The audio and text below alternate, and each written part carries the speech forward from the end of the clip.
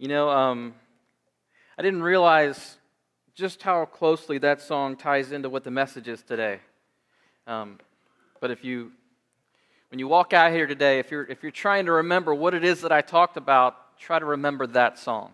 It's called "I Belong to Jesus." You can look it up, you can listen to it, but it's talking about the steps that we take. And we take those steps in trusting God. And that's what we're talking about today. And I want to start a series on parenting. And the reason I want to start that series is because I was sitting there in my office and I was praying. I was like, God, what do you want me to deliver to the church? And He wouldn't give me anything. Nothing. I was like, I don't know what to do. I had 16 different options. I couldn't figure out what to do. And then I continued, God, what do you want me to give to the church? Nothing. God, what do you want me to give to the... And then He said, Andrew, the question should be, what do you want me to give to you? And I said, ouch. I need to do a series on parenting because I don't know what I'm doing. Kids, don't get too excited about that. But as a father, I mess up all the time. So before we get going here, I want to know how many parents are in the room. Okay, you can put your hands down. How many kids in the room? How many youth in the room? How many people in the room have or have had parents at some point in their life? How many people in this room have been born? Okay. Yes. No. All right, we're going to have to just go to the altar now. If you're in this room, you've been born. Okay, so parenting is something that either has impacted us or is impacting us or is stressing us out or will impact us in the future, right? Parenting is something that we all have experienced or struggled in expecting to experience that, right? And so today I want to talk to you just about the value of parenting, the importance of parenting. But before we get into that, I want to tell you something a little bit about myself. This is I'm a pretty vulnerable pastor. I think you guys understand how I feel about a lot of things. But I just want to tell you a little bit of my story. I am not a pastor at heart. It's not like the thing that comes natural for me as far as the way that I'm wired. Yes, the teaching, the preaching and stuff, that's exciting for me. But the reason it's exciting is because of the way that I'm wired. I'm an engineer.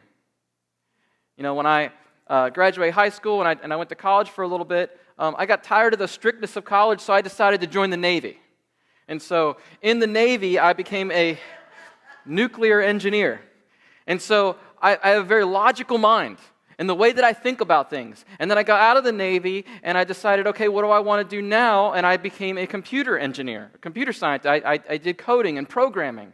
And so with that, there's this logical mind that says A plus B equals C, right? If I do this, this will be the result. You guys know where I'm going with this. If I can set up this system and those parameters, the results will be easy.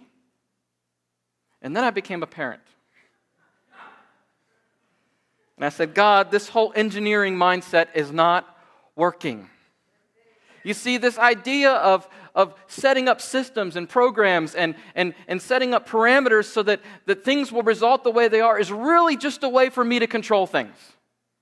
And I have to be honest with you, when I'm not in control of the results, it is a struggle because of the way I'm wired.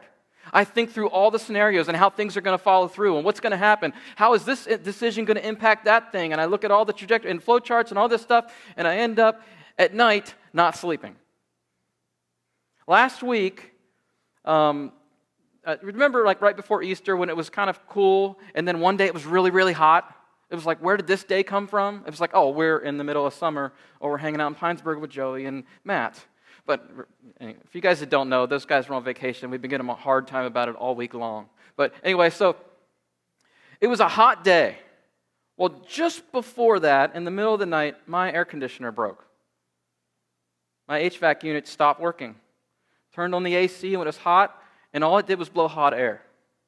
Well, through the process of this thing, trying to get it figured out, I called somebody out to the house, and the guy was amazing. He was a great technician. He looked at it. He diagnosed the problem. He said, here's your issue, Andrew. Do you want me to fix it, or you can fix it? He's like, oh, by the way, there's this other very dangerous thing going on. You see, our disconnect, which is what shuts the power off or connects the power to the outside of the house, which connects to the HVAC unit, it was melted.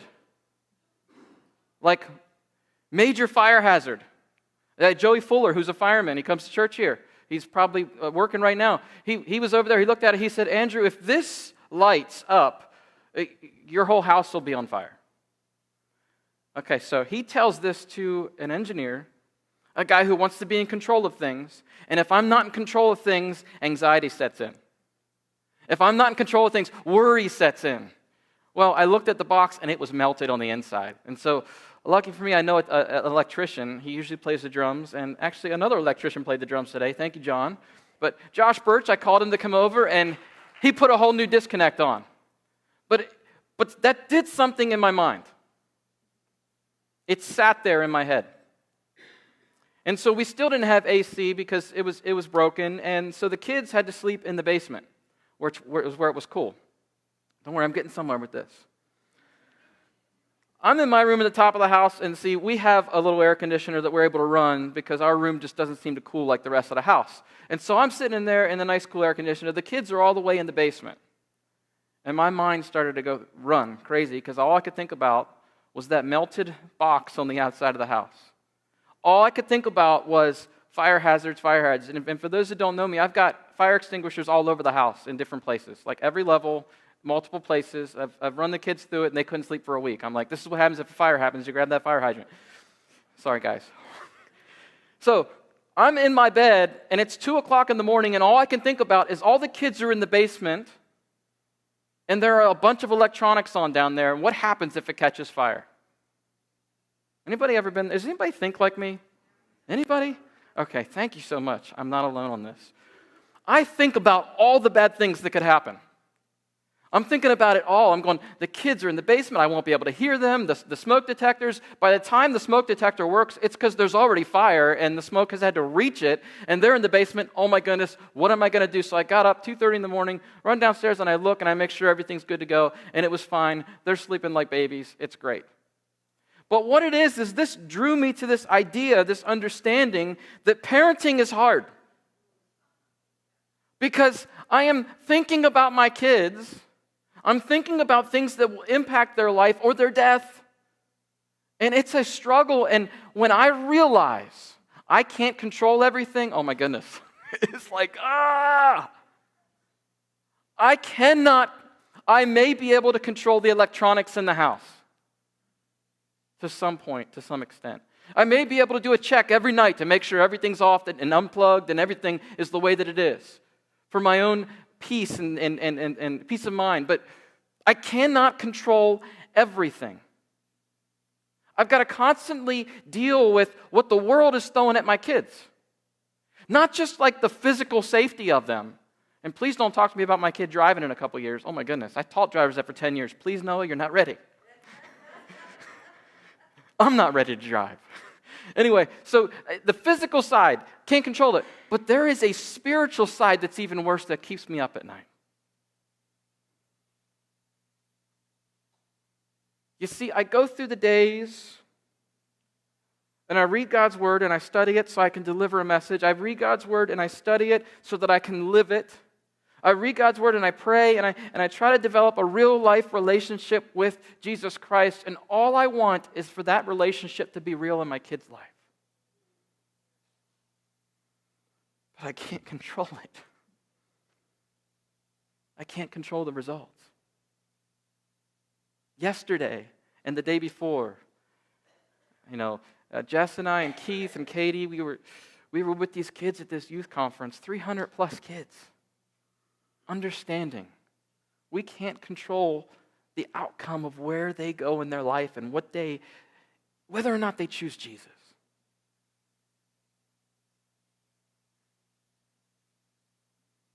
And that's scary. In studying for this, I listened to some podcasts, I watched some things on YouTube, I read some books.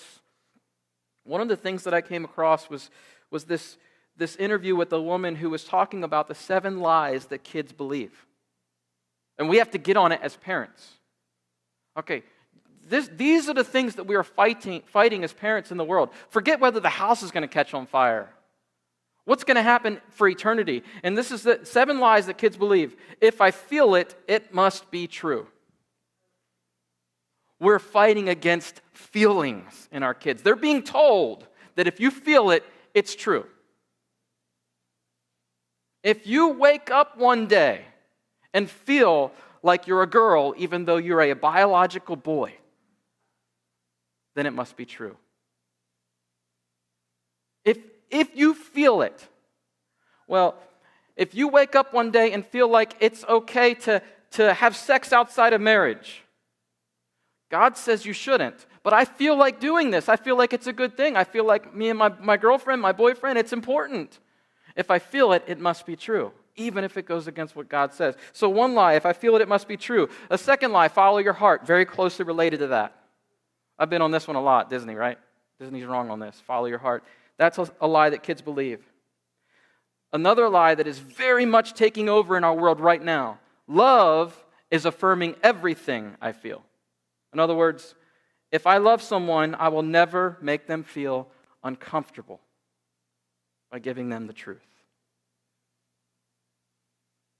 Another lie. Faith is the opposite of knowledge. You can't have faith in God and be a smart, intellectual person. You can't have faith in God and be a scientist. You can't have faith in God and be considered someone who knows really what's going on and have knowledge. Another lie that kids believe, that they're being taught humans are the product of blind, unguided evolution.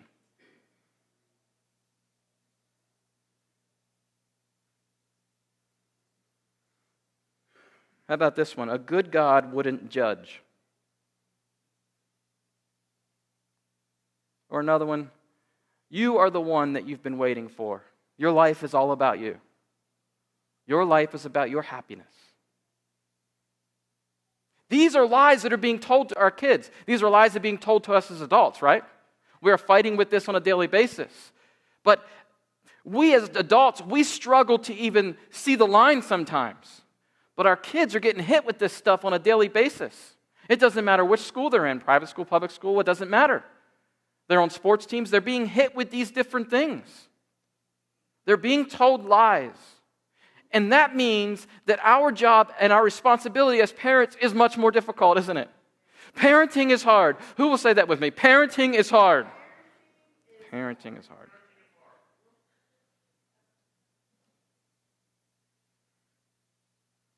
So, it's hard because we can't control the results or the outcome of our kids. It's hard because when they hurt, we hurt. Parenting is hard because sometimes we don't even know what the goal for our children should be. You see, we live in circles.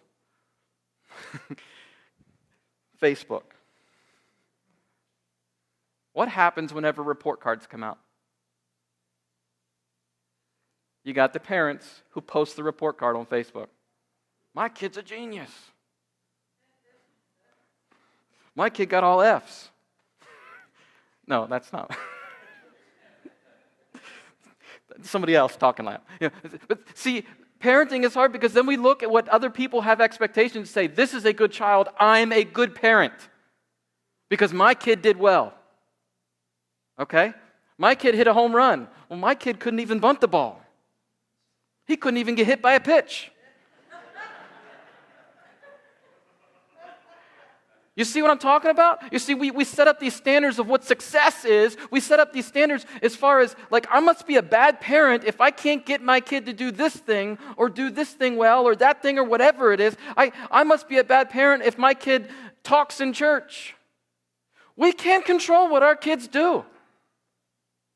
We also can't control how God made them, how God gifted them.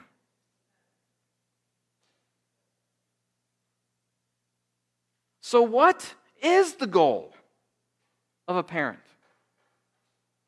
What should our goal be? Well, do you know that John, who was the one that Jesus loved, that's how he refers to himself, okay? So when Jesus was running around on this earth and doing awesome, amazing things, he had a group of guys with him, some young teens that grew up. And John was like the last one who ended up in his 80s or 90s who lived to kind of tell the story. Well, John wrote this about all of the ones that he had mentored, that he had preached to, that he had pastored, that he had fathered. And this is what he said in 3 John verse 4. I have no greater joy than to hear that my children are walking in the truth. What is the goal of parenting? That right there. If you're in this room today, if you're listening online and you're like, I don't know what the goal is. I think the goal is for my kid to be the best football player in the world. Not going to happen, by the way. We're in Martinsburg, West Virginia, okay? They might be good, but they're not going to be Tom Brady. Sorry, I had to get that plug in there. John says, I have no greater joy than to hear that my children are walking in the truth. That's the goal of parenting. And so at the end of the day, when you lay your head on your pillow and you think about, have I done a good job today? Well, you have to understand what the goal was. Was the goal to see that your children are walking in the truth? You see, John says, I have no greater joy than that. Like that is the thing that fills up my heart. And so parents, I need you to take a moment and think about that. Can you say that? First of all, that's your goal. Our goal is not ultimately about seeing our kids get the highest paid job, to have the best education, to get the nicest car, the nicest house, and 2.5 kids. That's not the goal. Our goal should be to see that our children are walking in the truth. And we know that the truth is the truth of God, the truth of who Jesus is. Jesus says, I am the way, the truth, and the life. No one comes to the Father, no one gets to heaven except through me. Are we walking in that? Are we living in the truth? That's the goal of a parent. That should be the goal of a parent. Now you're sitting here going, yeah, Andrew, you can say that, but it's really hard. Because you just told me about how you can't control things and you're concerned about this in your own kid's life. Well, I am. And I cannot control whether or not my kids choose Jesus to walk alongside him. But I can control what I do. You know, at this conference, there was a guy, Dean Plumley. He's 8 years older than me. He's a great guy. He used to speak in chapel when I was a kid.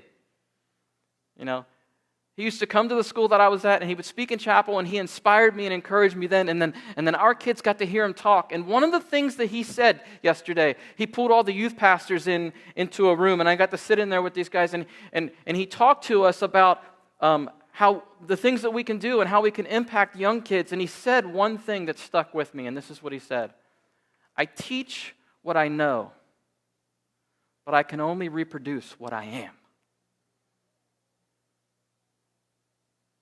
Now, what's the goal of parenting? I have no greater joy than to hear that my children are walking in the truth.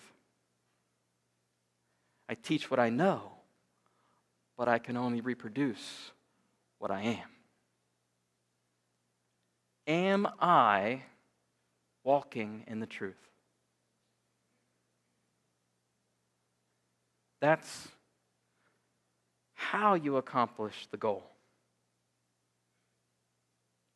You following me? Parenting is hard. We can't control where our kids end up, but we can control the example that we set for them. I want my kids to grow, to know, to love Jesus, and to live with him in a real way. And I have to take a long, hard look and say, am I living in such a way that they understand what that is?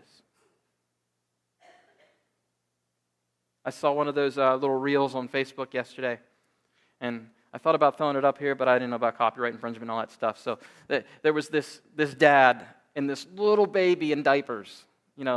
She could barely move. She couldn't walk, obviously, or anything like that. I mean, she was a newborn. And he was lying down on the bed, and the baby was next to him, and she was looking at him all sweet and smiley and everything. And he did this thing where he moved and he moved and he moved, and he finally rolled over. He showed her by example how to roll over. He could have sat there and said, roll over, but she wouldn't have understood him. But as he was lying on the bed, he was lying on his back, he made a joke out of it, and she's watching him with a big smile on her face, and he did this, and he finally rolled over, and he looked at her, and then she started doing it. And she rolled over on her belly, and it was the cutest thing. But that right there, I teach what I know, but I can only reproduce what I am. He was showing by example who he is and what he's doing, and the child followed. Our children become who they are in a big way based on the example that we set for them. So what's the example you're setting? And if you're not setting the best example, well, you can start new today. If your kids are grown and out of the house, you can still set an example. If you don't have kids, you can start living your life in such a way so that when your kids come along, or those that are looking up to you, when they come along, they'll see you by example. So what are we talking about? How do we get to this place? How do we get to this place where I have no greater joy than to hear that my children are walking in the truth? Well, the key to a godly home, the key to building a godly home is having the Lord build it and watch over it. Will you turn in your Bibles to Psalm chapter 127? Psalm 127. Go ahead, pull your Bibles out, because I'm going to make you stand with me and you're going to read with me. Psalm 127. Grab a Bible under your seat. Psalm 127.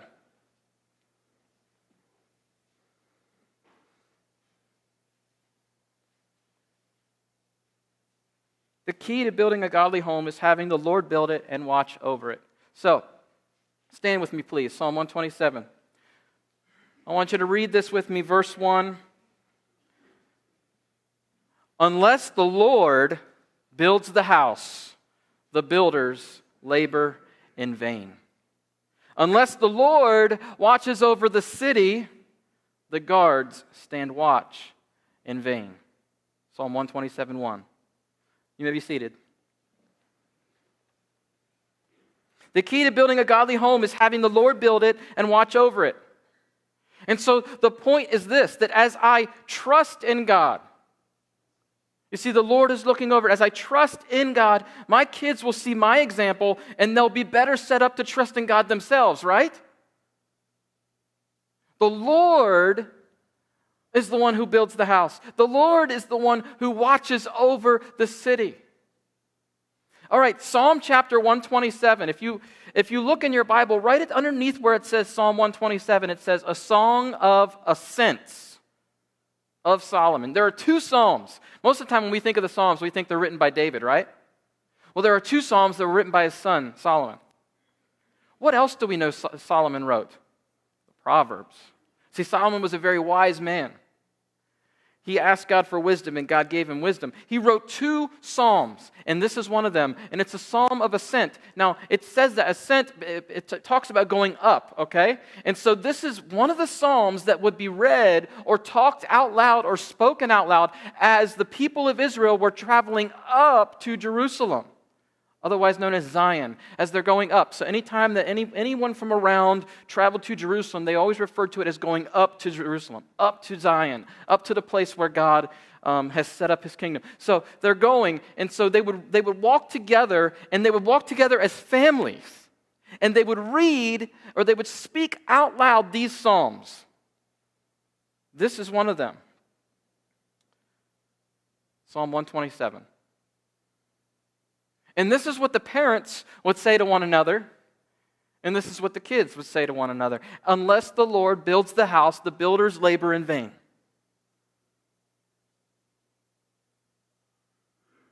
Now, what did Solomon build? The temple, We hear the story about Solomon's temple. He built an absolutely beautiful temple. So I think he knows a thing or two about building things. But as we're reading this passage, I want you to think of it in the literal sense, but I want you to understand the metaphorical, symbolic sense of what Solomon is saying here. He says, unless the Lord builds the house, the builders labor in vain. In other words, unless God's hand is in this thing, unless God is the one directing and guiding it, unless I'm trusting in Him to do this thing, to build my family, I'm doing it in vain.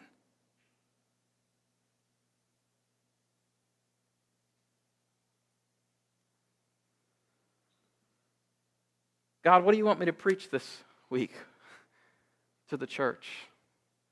No, Andrew, preach it to yourself. Unless God builds my house, I'm doing it in vain. You see, I can't control everything. I can take all the steps that I want, but if I am not trusting God, I'm doing it in vain. Unless the Lord watches over the city, it's a picture of protection. Unless God is the one who's the refuge in your family, the guards stand watch in vain.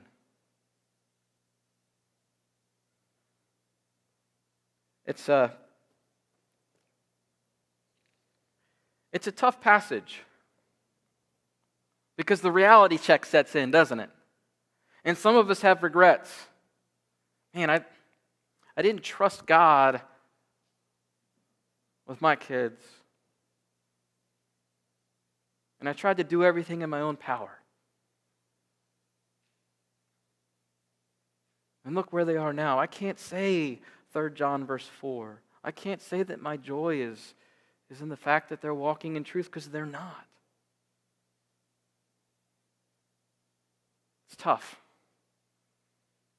I don't want you to leave here discouraged today. I want you to leave here understanding that they're in God's hands. You need to place yourself in His hands first. You need to trust in Him completely. So this is a passage, this is a verse here, this is a warning for parents about being overconfident. Being overconfident as a parent, okay? Well, Pastor Andrew, what are you talking about? How is that an overconfidence issue? This is the issue. If I think I can do this on my own and I don't need God, then I'm doing it in vain. If I just do everything that I think I need to do, then I'm going to be a good parent. I don't need God to parent my kid here. I'm telling you, okay, now look. I'm not saying that there aren't kids that grow up to be successful in a home where the parents aren't trusting and honoring God, because we see it all over the place, right? We see people grow up to be successful, but the problem is, who defines the success? Is it God's definition? Is it in God's economy of success, or is it in the world's economy of success? So don't sit here and think that I'm saying that kids can't grow up and be like good citizens in society, okay? But what I'm talking about is, are they walking in the truth? Because the truth is what sets them free. Not a paycheck, not a home, not a wife, not a husband, not a family, not kids, not a dog, not all this stuff. The truth is what sets them free, and they need to walk in it. And so don't be overconfident. Solomon says, look, don't be overconfident in your own parenting abilities. Don't be overconfident thinking that you got this handled. I got this, God. And sometimes it doesn't look like running up and saying, I got this, I'm not asking God for help. Sometimes it looks like there's a problem and I didn't go to God for help. Sometimes it looks like my kid is struggling in this situation in school, and rather than turning and getting on my knees and praying, God, I need your help in this situation, I'm like, I got to go fix it. And that's me. I know what to do. I'm going to go fix it. And you go stomping in there. Super dad. You know what I'm talking about. Unless the Lord builds the house, the builders labor in vain. All right.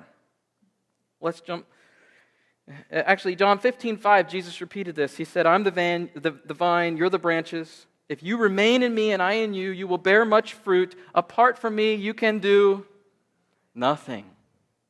Jesus said it himself. So, when it comes to raising a family, building a family, raising your kids, don't be overconfident. Don't be too proud to go to God, and don't be self-reliant. Like, we can't do this on our own and expect our kids to walk in the truth. Okay, so the next verse, it says, in vain you rise early and stay up late, toiling for food to eat. So what's this a picture of? This is a person who's not overconfident. This is a person who's overworking. This is a person who's saying, if I just do this, and this, it'll be good. But then at the end of the day, they go to bed and they put their head on the pillow and they cannot sleep because they're like, oh, I didn't do enough. I got to do more.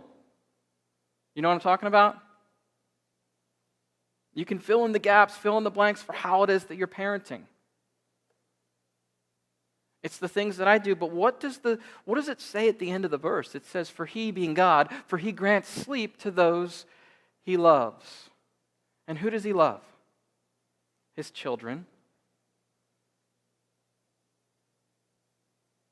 It's a picture of someone who's trusting in God. Andrew, why do you struggle with anxiety at 2:30 in the morning? Because you're not trusting God. God would let you sleep if you let him build your house.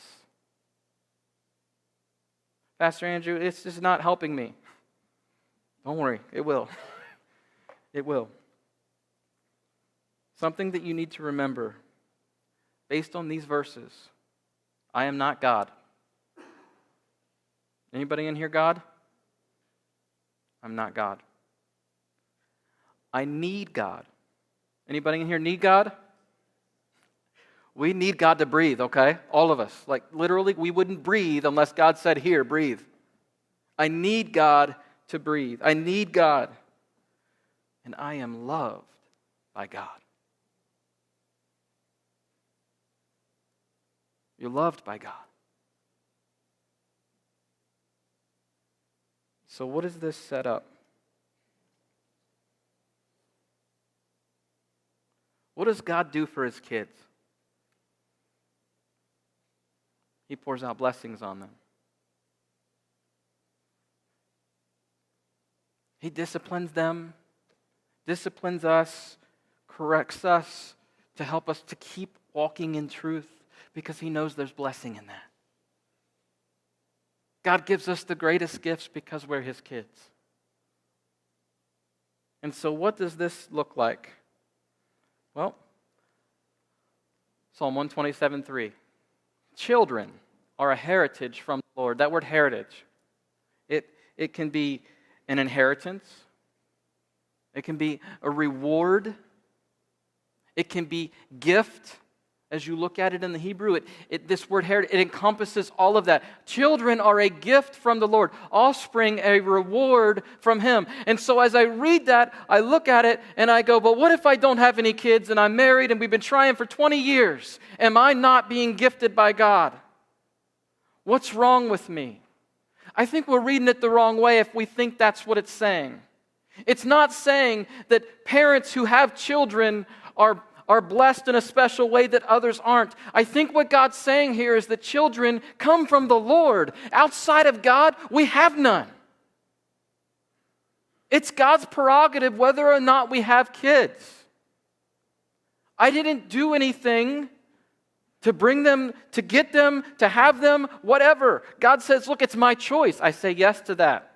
I say yes to the chromosomes. I say yes to the DNA. I say yes to everything here. God, children are a heritage. They're a gift from the Lord. Offspring, a reward from him. So if you have kids, you can't get all cocky like, yeah. I got 5 kids. My name's Jonathan Britton. I don't know where you are, Jonathan. I know you're hiding from me somewhere. He gets on me. He says, you only have 4. I got 5. It doesn't mean that we're more special because we have these kids. But all this verse says is that they come from God. And so if these children come from God, don't you think that He's going to love us to help take care of them? Don't you think He's going to do His part to point them to Him? Well, in fact, children are more than just a gift. They're a blessing. This is a really cool verse. I didn't understand it for a while until I had to read over it. It says, like arrows in the hands of a warrior are children born in one's youth. What in the world? These Bible guys, man, some of the stuff they use, their idioms, it's like, what are you talking about? You ever run around and say, hey, check out my arrows?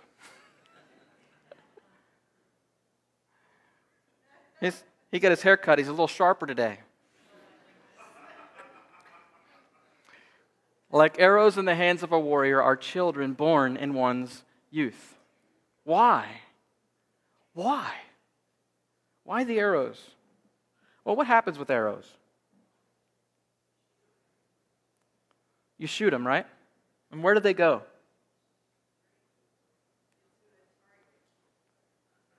Well, what's the target? They go straight toward the target, right? Unless they got like, it's not the feather. I'm drawing a blank on what it's called. Where you at, Justin? What's the little feather things on the fletch? That's it. So, right? Yeah. So unless one of those is crooked, it's going to go all over the place. But I got to get this out. I asked Jonathan. He's got 5 kids.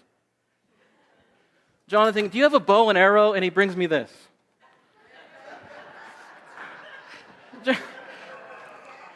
Jonathan, do you have a bow and arrow? I want to use it for an illustration. And he's like, yeah, I got one. I said, okay. Can you bring it? I'll see if I can find it. And then he complains to the worship team because he's late because he had to get a prop for me. Like, this is a prop.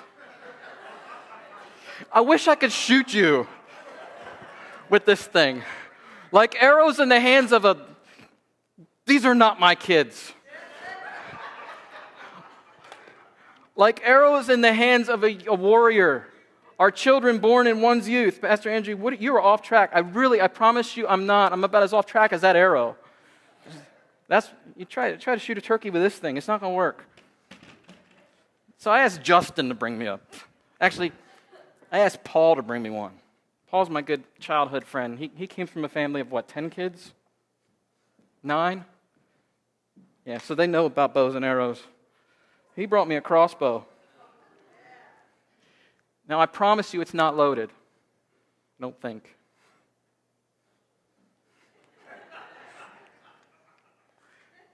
Pretty cool, huh?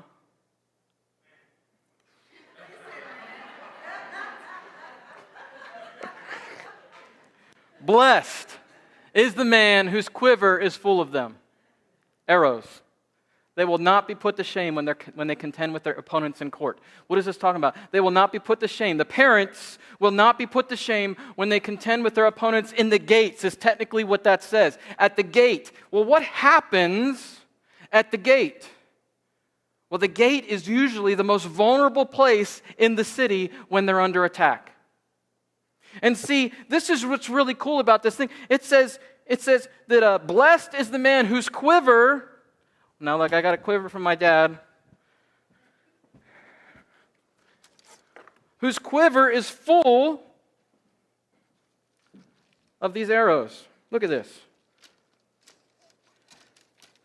Big deal if I got a quiver, right? Like, this doesn't help me. This doesn't help me, especially not with this thing. But this, blessed is the man whose quiver is full of them. Why?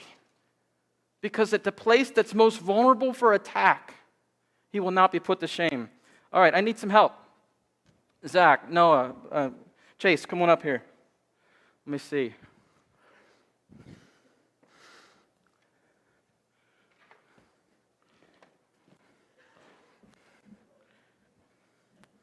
All right, grab one. Grab one. Grab one.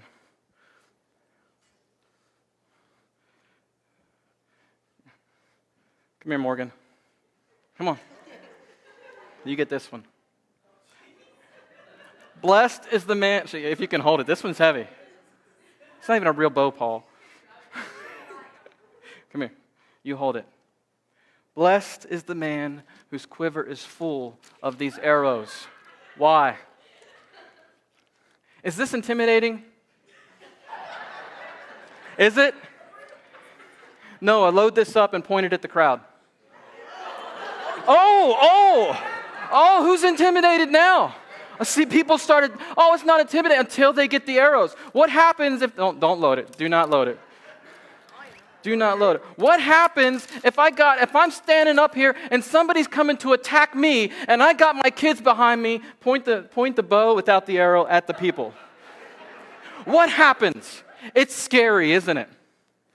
You see, blessed is the man whose quiver is full because he's got people at his back that have his back. Blessed is the man who's got kids that have his back. And the question is, like arrows in the hands of a warrior, our children in your youth, the question is, where are they pointing the arrows? I'm at the gate. Are they pointing them at my enemies? Or are they pointing them at me? Where did I direct my kids? Did I point them to walk in the truth? Did I teach them how to shoot straight? Because I showed them what the target was, whether my bow was stupid or not. Did I show them that the target's not me? That the target is the enemy? The target is Satan. The target is lies, falsehoods. Did I show them that the target is like point your arrow at Satan and what he's doing and fight against that because I want you to walk in the truth? Or did I live a life that they didn't, so that they couldn't even make out the truth from a lie and so they think I'm the enemy?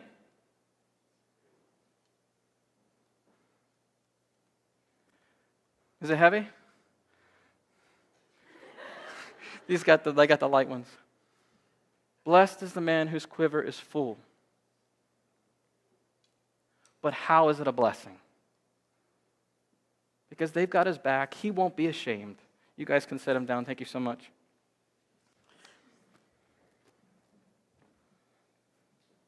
They won't be ashamed at the gates because they know their kids have their back. They know that the ones that they've raised and pointed have their back. And it's a blessing. God gives the blessing. But you got to understand that the Lord builds the house. We've got to trust God in the process. Trust Him with the results. But trust Him with our life so that our kids know what it looks like to trust God with our life. And it doesn't start tomorrow. And it didn't even just start 20 years ago. It can start today.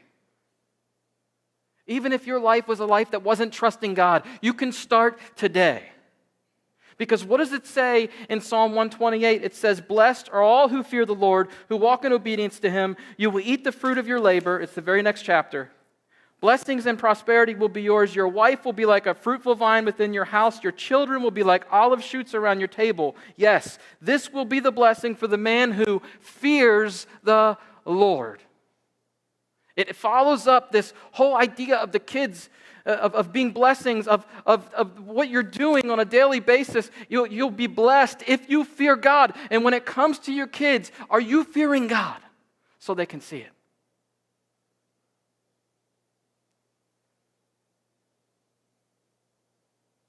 My Aunt Jamie, I love her. She takes care of people. Now, my grandparents had 5 kids, maybe 6, I'm drawing a blank on the number. And they all come around and they've all done different things to help take care of my grandparents. But at the end, my Aunt Jamie was the one who had the time and she had the ability and the sense to look at how to protect them in their last days. She helped make sure they had the care that they needed. She helped make sure that they didn't get swindled out of their life savings. That's what arrows do. That's what kids who are pointed in the right direction can do. They're there for you in the end when you're most vulnerable. And you can start today. You can start today to be that parent. But it only happens in the right way, not in vain if you're trusting God to build the house. Amen? I want you to do something. See, this is the part that makes you nervous, right? You see this cross over here? You see, when we look at that cross, it should be a symbol of victory, right? Last week, a man nailed his name to the cross saying, I'm giving my life to Jesus. Well, how about we give our kids to Jesus? I want to challenge you parents as we're singing this song to come forward and form a line. There are some note cards down here. Write your name on here. Write your family, write your kids' names on that card, and I want you to nail it to the cross. It's a cross of victory. Understanding that you're making the commitment to trust God to build your house. To trust God, no matter how far your kids are right now from God, to trust God. Put their name on the cross so that you can remember to pray for them. And I promise you, I will walk in this room all throughout the week and I will pray for those names.